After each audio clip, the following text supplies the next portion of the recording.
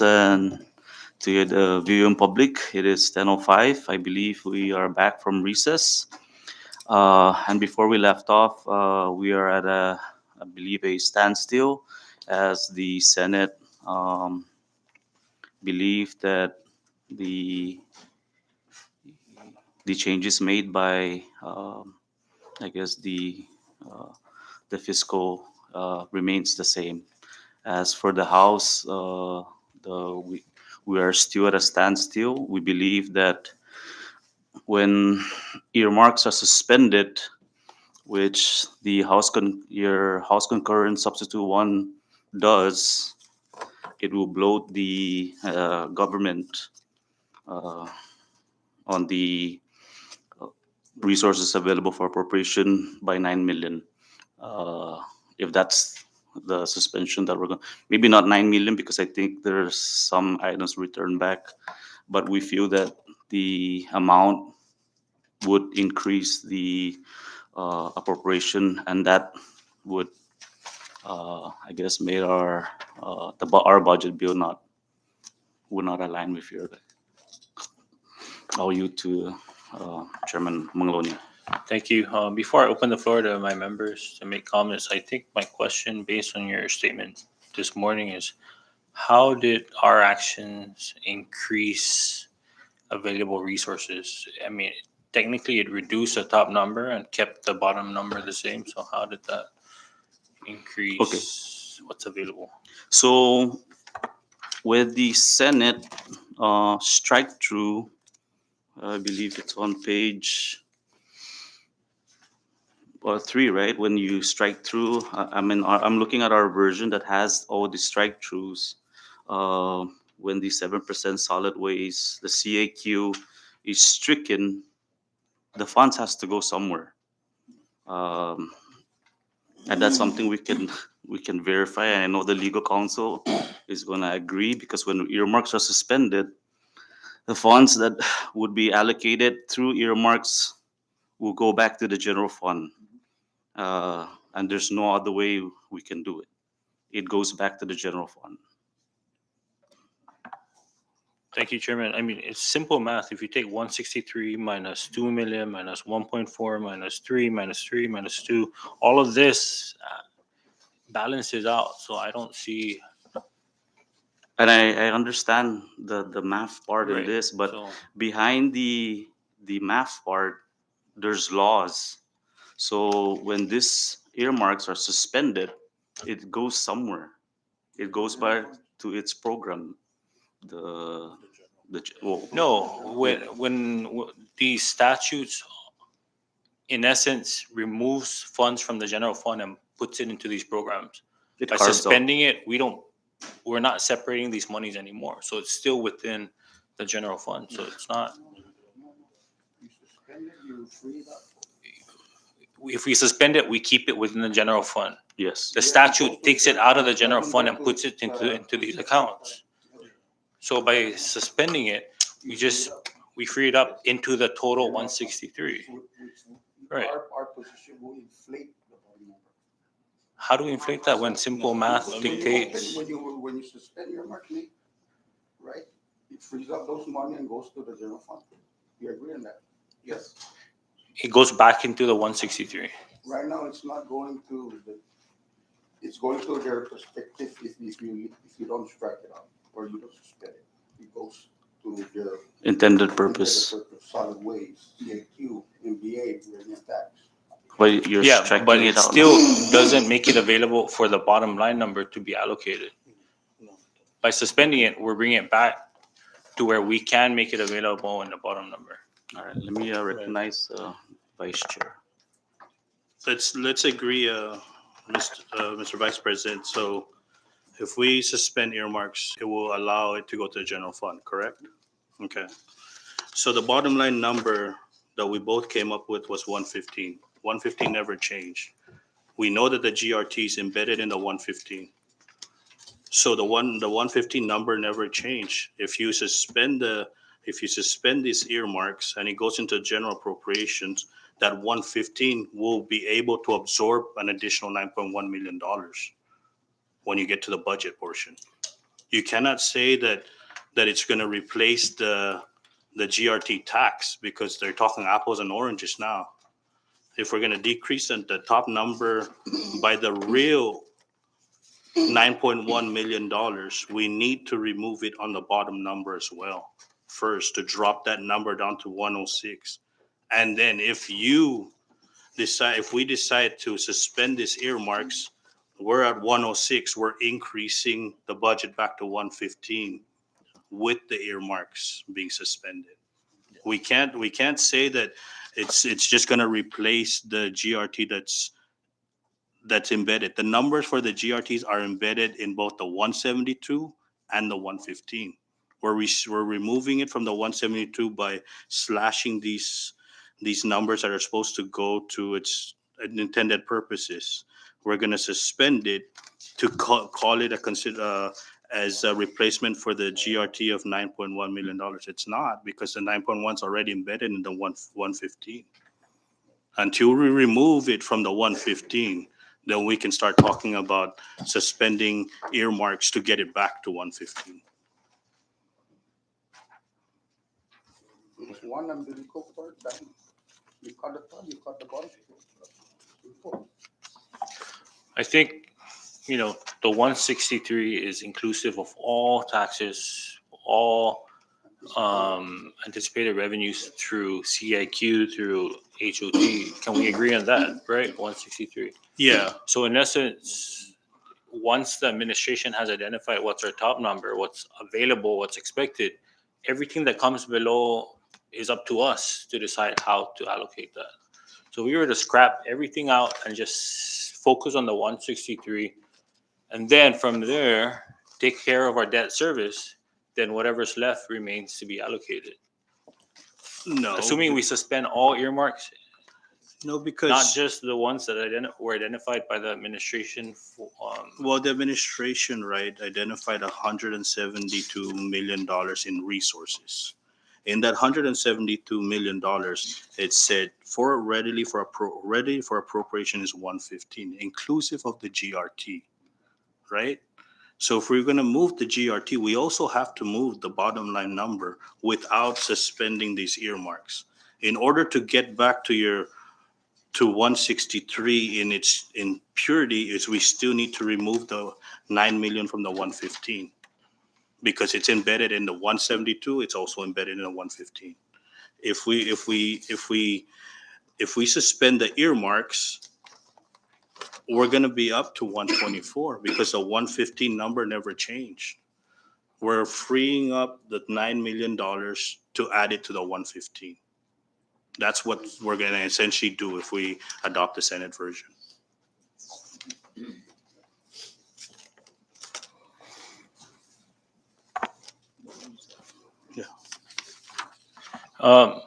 Before we move further, Chairman, can I just recognize Dave?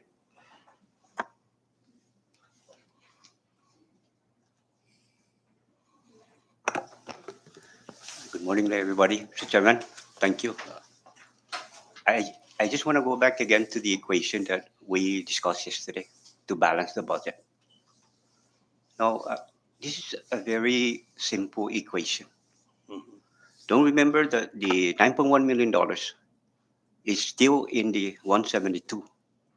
So the issue here is $9.1 million should have been included in that $172.4 million. Clearly, it should not. Why? The governor, on his budget message, clearly stated a conditional statement to embed that amount in there, provided that this body enact a bill to make that legal. That didn't happen. As a result, the Senate decided to take that out. And how do you take that out? As I mentioned earlier, we have a very simple equation here. The left side, we have the revenue estimates equal to, again, earmarks plus debt service plus the amount to be appropriated. If you add all those three variables, it should equivalent to 172.5 to balance the budget. Now, how do we take out the 9.1 to balance the budget? That is illegal. We subtract from the left. 9.1. What do we do on the right? The Senate did to reduce or suspend $9.1 million from the earmark, leaving that earmark down to how much? $3.4 million. Debt service remains at 44. The amount to be appropriated remains at 115. So you add those three, it should go down to 163 million. That's how we balance the budget from the Senate side. Now, we're not here to make somebody look back or anything. We're here to have a good understanding on what's happening here on the equation. Let's go back to Mr.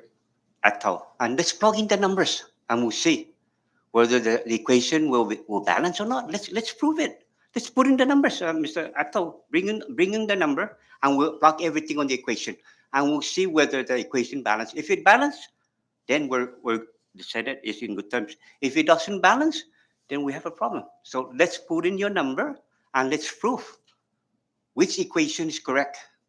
And that's it, Mr. Chairman. Thank you. I recognize Senator Quang. Thank you, Mr. Chairman, and good morning, members. We've been going through this exercise now for several hours over the past course of a day and a half.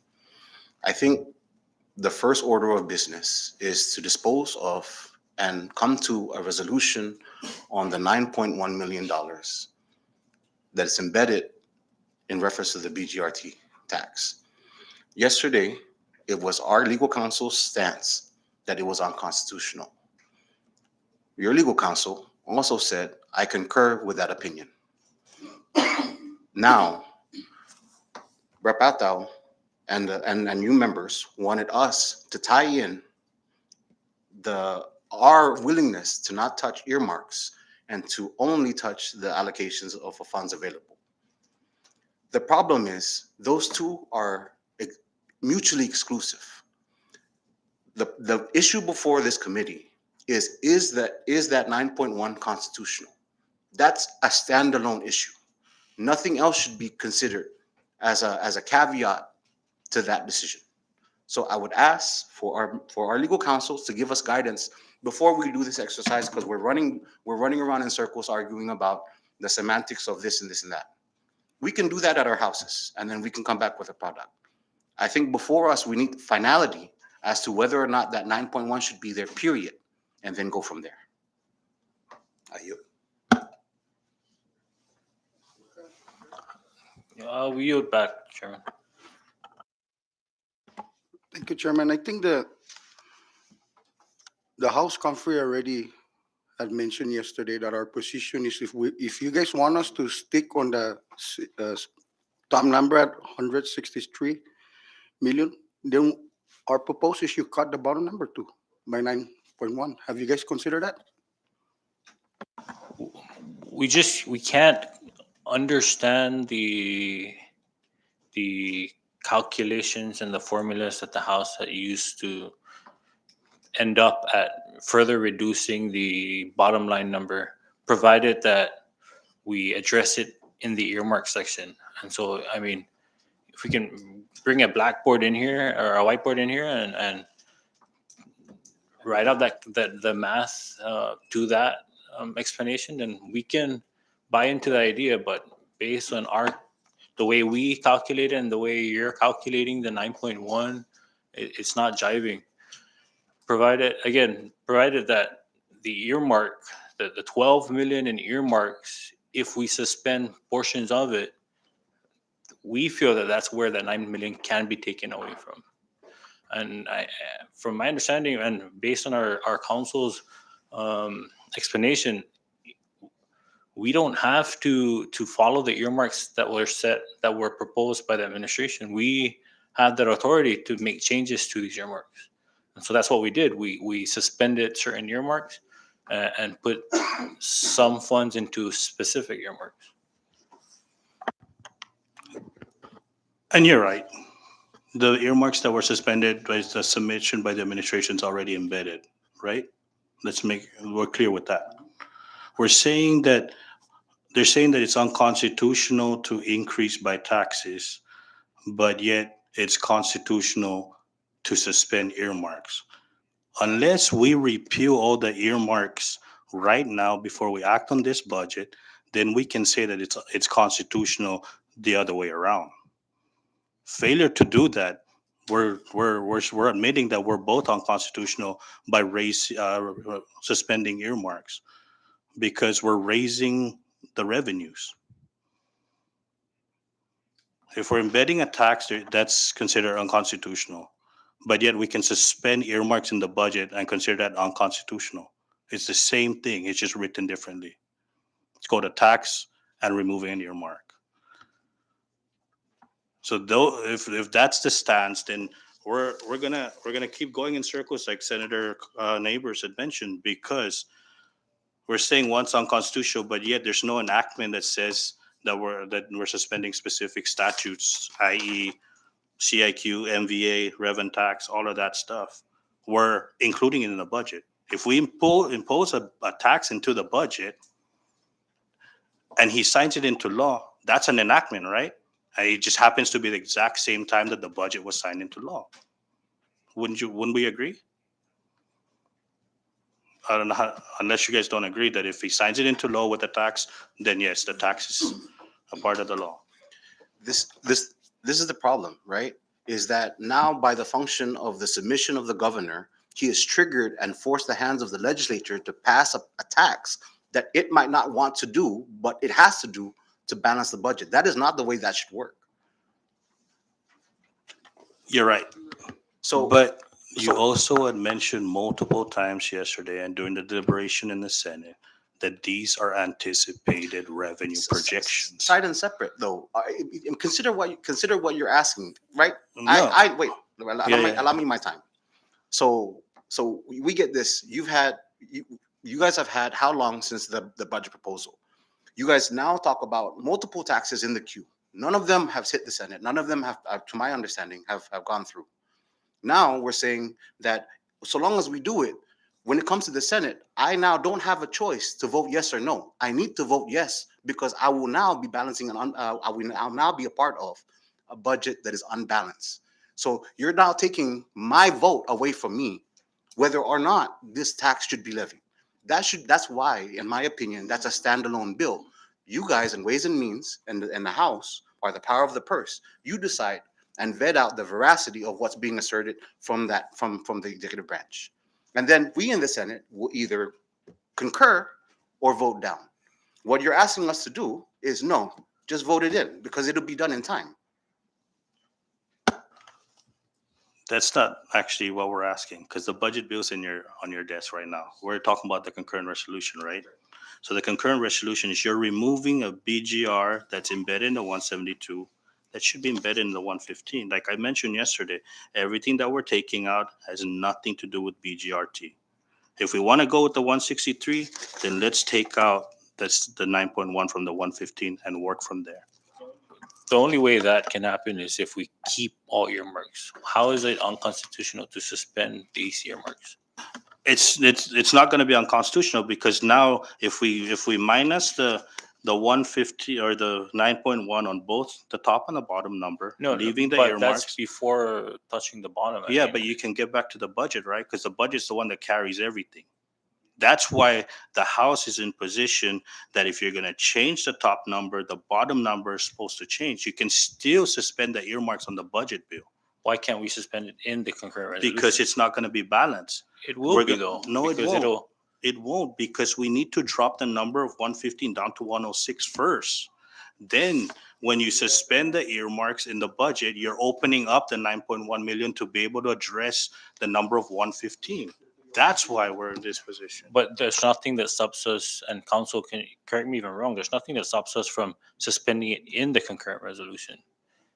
There's nothing that stops us from suspending Right, it so from why the can't we budget. just do it? Because the concurrent resolution is the flawed numbers. The one that's visible right here in front of us is that the Senate removed money from CIQ, removed $2.5 million from MVA, removed $200,000 from rev and tax, removed $5.1 million from GHLI, removed $649,000 from solid waste, remove developers tax, which now the senatorial districts are not going to get that. That's why we're contentious to that part. And if that's the essence of we're going to argue on the GRT, then let's remove it on the 115 and remove it on the top number, and then let's work on the budget. Let's clean out, get rid of the concurrent resolution, and we'll take care of the budget together. Right. But I think that the concurrent resolution, if whatever action is taken on it, is non-negotiable when it comes down to the budget, right? I mean, once the legislature, identifies which earmarks are to be set and which are to be suspended, then that's in essence bound by statute already in and of itself.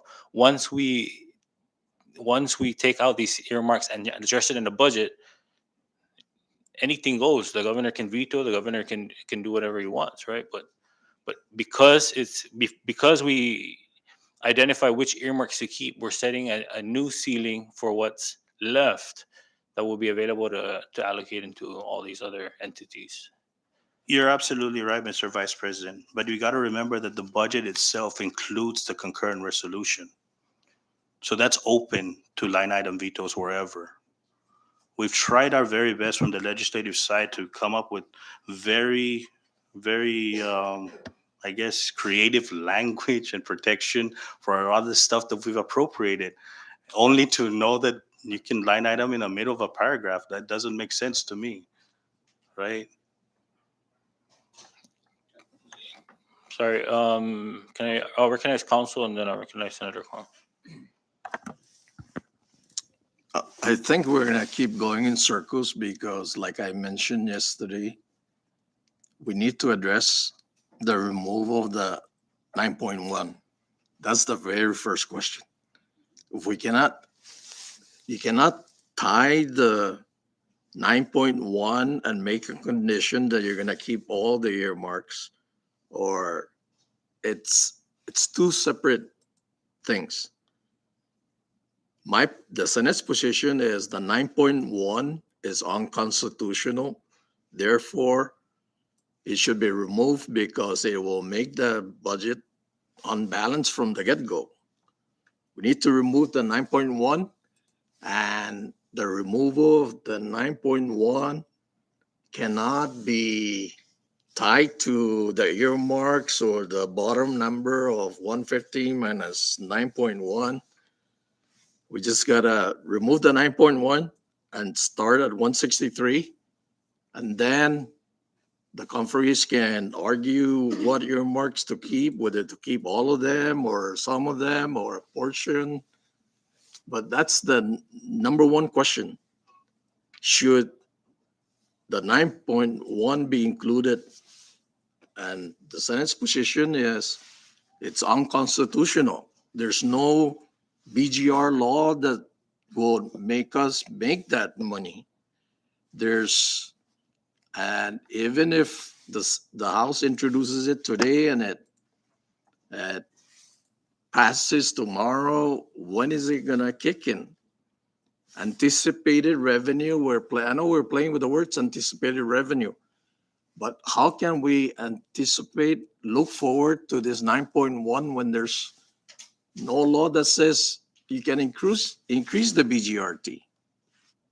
So the first question is it constitutional to put the 9.1 in there or not? Our position, it's unconstitutional, and I think House Counsel agrees with it. So the starting numbers should be 163.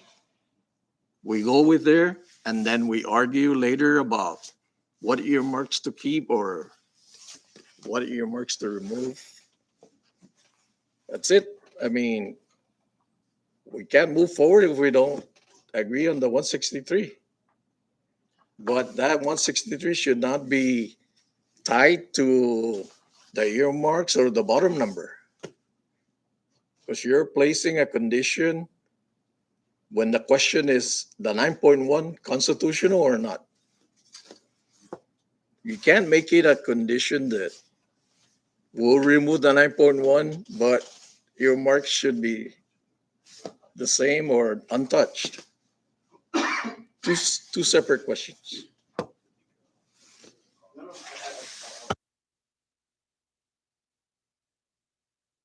Just on the very small issue of the constitutionality, just to clarify what I said yesterday, if we pass a tax concurrently with the appropriations, it's constitutional.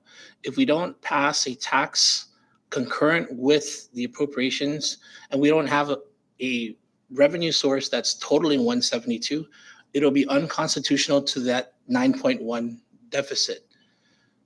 And it's not really going to be severable or there's no, even though we have a separate severability clause, it's what are we going to sever to make it legal? So I think it would taint the whole budget. So to that extent, I would agree with Council Bermudez, but I never said that we would pass an unconstitutional budget. I was always presuming that we would pass a tax within, or we would make a commensurate cut as the Senate did.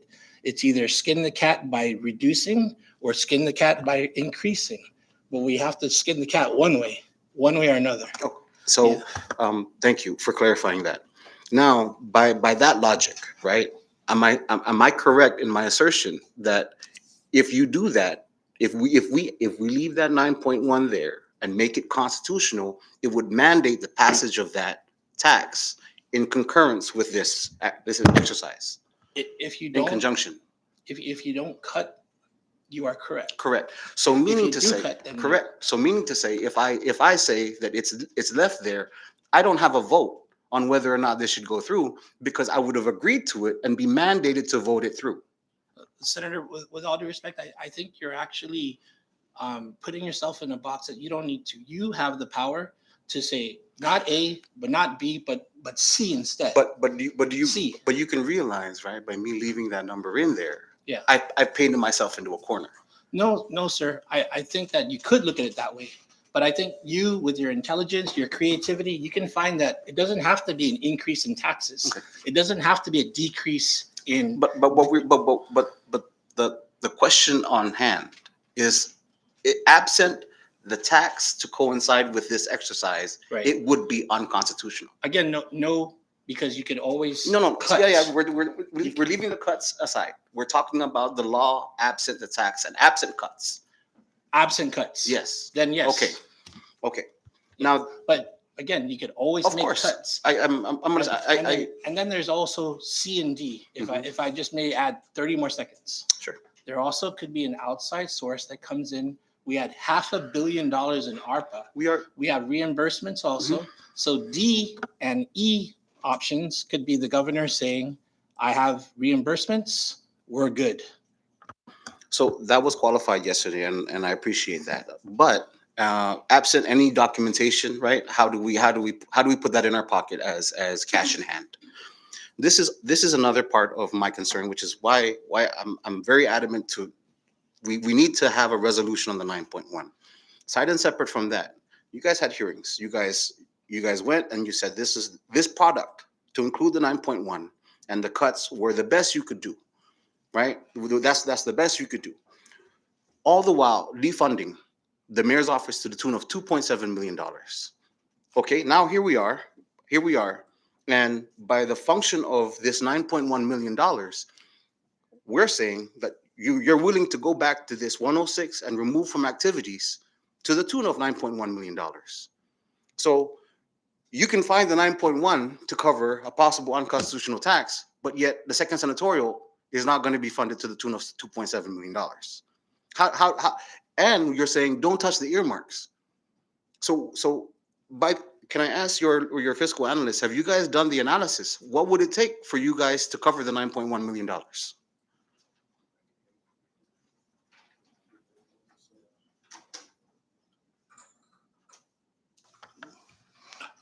May I? If we're only basing ourselves on the $9.1 million, if you read the House version of the budget, it lifted what do you call those accounts?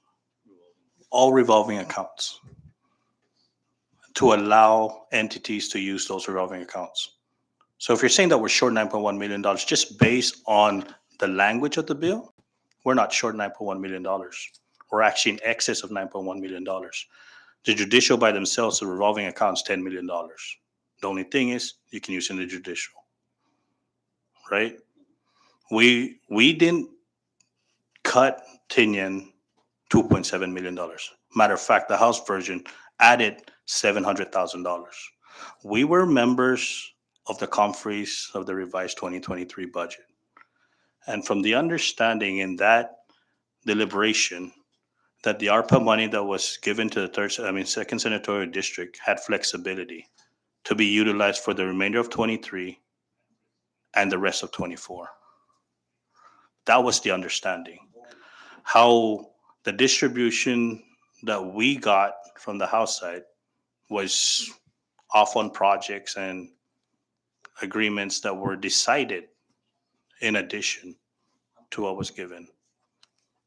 I, But I don't want to go into the budget because we're not going to bring the budget. I get it, but for the record, right? Since people are watching, let me clarify. Let's be very clear.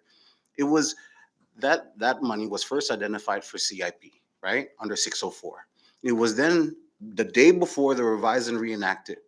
Secretary of Finance came and said, "You guys can use it for 602."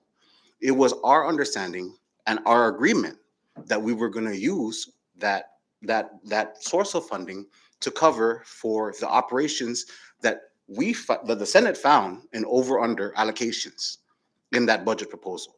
We gave that money to the healthcare network to go fund Rhoda, to fund Tinian, for the oversight on quarantine, customs, biosecurity, to fund the guest house, to fund all of these other activities that were not funded by the proposal, and no changes were made. So we had to fund that was wait. Now we also passed a resolution because remember that was under CIP. I promise you, you have never heard from my mouth.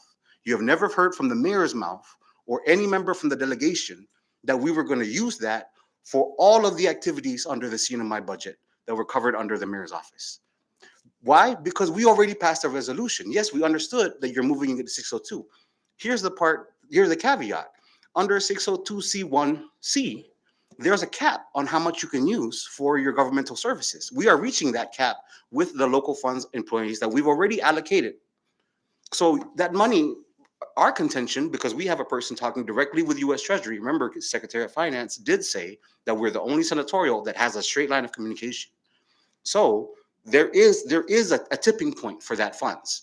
So why would we have booked that knowing full well that money would never be sufficient to cover the whole of operations and personnel for the mayor's staff? Because by that time, we were down to 3.1. Now take away the $300,000 that we've used in operations for FY23 that we're currently paying down rental. Now 1.8 for the upcoming FY.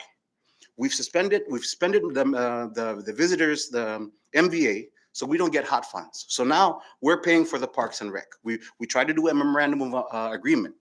That was never consummated. That was line item veto. So we're taking care of all of those funds from that source. And now you're telling me that we would willingly, knowing that that's not sufficient to cover, that we would obligate that fund to the whole of the budget process for 24. That's not real. And just point of clarification, though. When we talking about the customs and all of that stuff, that was a cut of $800,000 from the Saipan mayor's office to make the first and second senatorial district whole, right? We slashed the mayor of Saipan $800,000 in the revised budget to address the shortage of the first and second senatorial district, right? Some of them. Okay, some of them. I know there was $200,000 that you guys needed, $250,000 you guys needed up front. And the understanding for those appropriation, and I know Senator Jude's not here, but the CIP monies were supposed to address those projects. That was the understanding during multiple deliberations on multiple appropriations during the 20th and the 21st legislature that are supposed to address the needs of Tinian on capital improvement projects. It was a trade-off of funds between the first, second, and third senatorial districts so they can free up the money so the CBs can take care of those projects. And those projects are being included again in that $3.7 million. Even in the breakdown of the $3.7 million, what we received was $1.04 million for 24 employees, and they called municipal employees. And we got to make it clear, that everybody's a municipal employee, and it showed in the budget, right? So we tried. We didn't want to put anybody in specific numbers, but we wanted to put money into the second senatorial district, and that was the plea, and we were looking for it. Representative Patrick St. Nicholas, the minority leader of the House, was a part of that, and he saw it. We were looking for funds to address the second senatorial district, but that's after this. Let's take care of this first, and then we can move on for the budget. Thank you, Vice Chair. I think, okay, I recognize Senator Maglonia before I make my statement. Thank you, Vice President. For me, just point of clarification from both our legal counsel. So before we even move forward with any more discussions, because I feel like we're just going in circles, can I get both of you to either agree or disagree that the ceiling, the proposed ceiling of 172, inclusive of the 9.1, is good or not good? Can we at least start with that? I can start and Joe can concur or disagree. The governor sets forth in his May 1st, it's his new term, new governor, not April 1st, proposal, a proposed budget. We, as a legislature, take that, it's our football now, we do a concurrent resolution, and we either concur or go under. The House concurred dollar for dollar. This is where we're at now, because the Senate doesn't concur and reduced the amount by 9.1 million. So the governor's amount of 172 million per the Constitution, per his prerogative, he sets forth a gross amount of anticipated revenue, and he sent that over, I presume, with the Secretary of Finance and OMB, everyone's concurrence, to the legislature on May 1st. When we received that, the House and the fiscal analysts looked at it. We said, fine, we're going to appropriate 150 million because the governor's 172, less debt, less earmarks, less settlement fund, totals a net of 115. It is inclusive of a $9.1 million BGRT proposed tax, which has yet to be enacted. And so that's the whole picture. The Senate has decided to not concur with the House's concurrent resolution version and done an SS1, which takes us to where we're at today, the conference committee. And that's right, that's correct. But also in his proposal was a condition urging the legislature to swiftly act. And maybe this is where I'm not clear whether or not he was referring to the anticipated bill that was supposed to be introduced by the House, right? To get that passed concurrently while we're working on the budget. Mhm.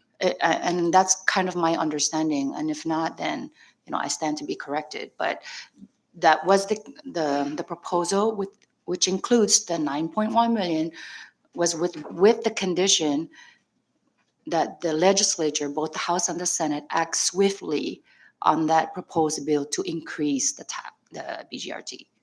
Yeah, I believe that's correct. But the word swiftly is if the taxes are imposed on January 1st and not any earlier, then we have until technically December 31st. We don't want to do anything last minute, but yeah, the sooner the better. But the effect of those new taxes would be the fiscal year, the calendar year. Right, so that January leaves 1st. everything to speculation at this point, right? Because let's say that bill, I don't know if the bill has already been introduced, but if it has or it hasn't been, Right. will the legislature act on it prior to when it's supposed to take effect so that we can realize those anticipated revenues that is being proposed? Okay, so that's not exactly a legal question, but my response to that is when we passed our bill, our appropriations bill for the fiscal year 2024, I'm presuming we're going to put in a tax concurrently with the appropriation. We've done that in the previous legislatures. It's not exactly the most artful way of doing it because I would prefer standalone. But if we do pass a tax with our appropriations measure in it, we're fine. That's the tax at the same time.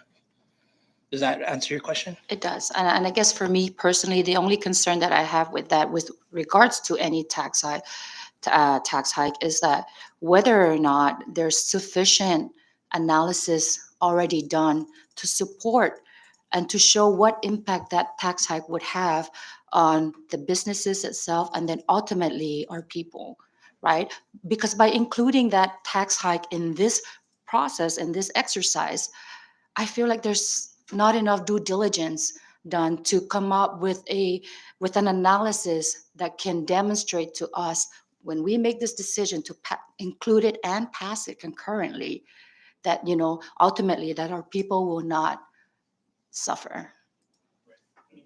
I was at the Senate side when Secretary Narita and her staff presented to the Senate the $9.1 million BGRT, and they broke it down 1% for this bracket, 2% for that other bracket, 0% for this other bracket.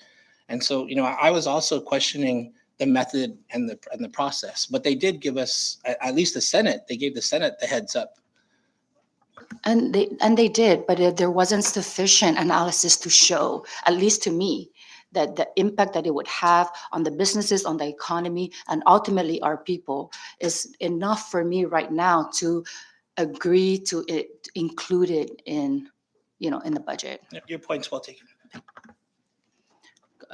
Sorry. So actually, the direct question to the House Counsel would be, absent a BGRT or any tax, should the number be 173 or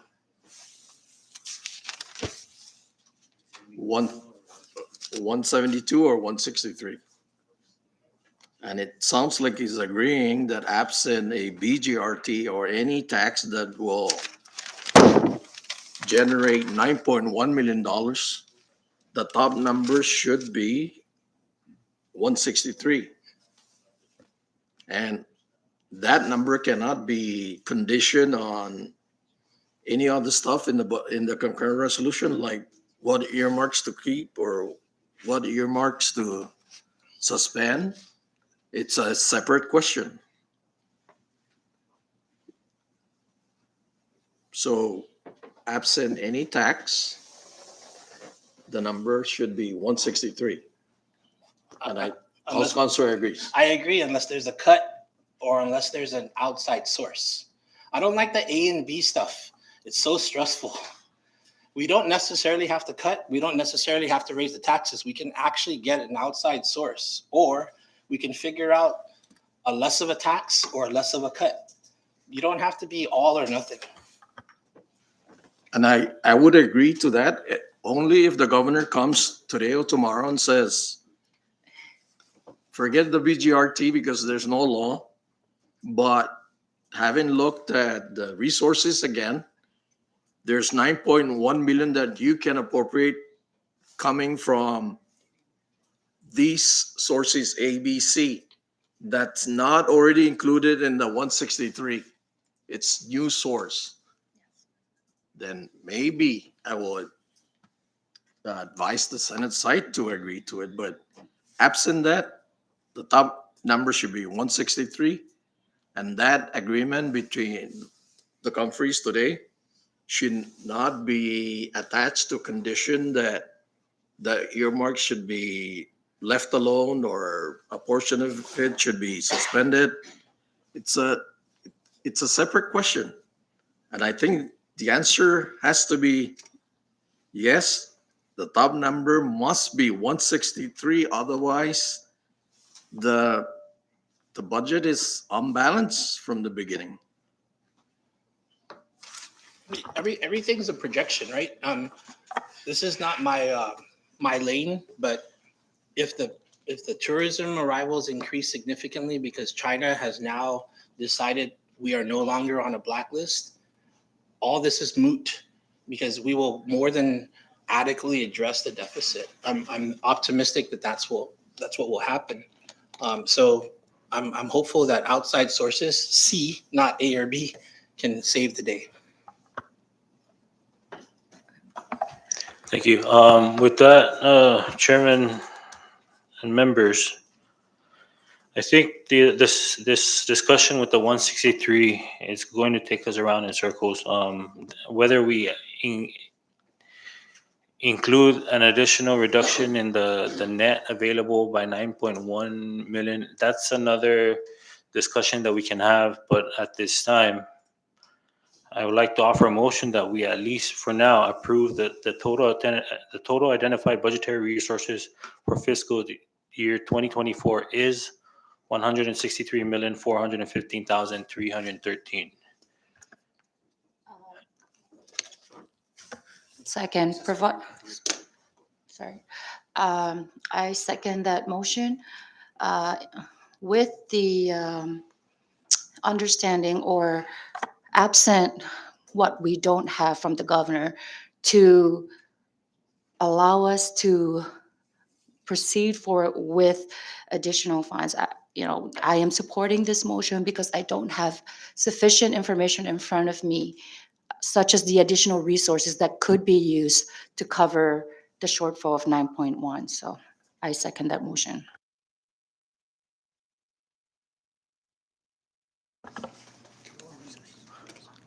Can we get a short recess? Short recess.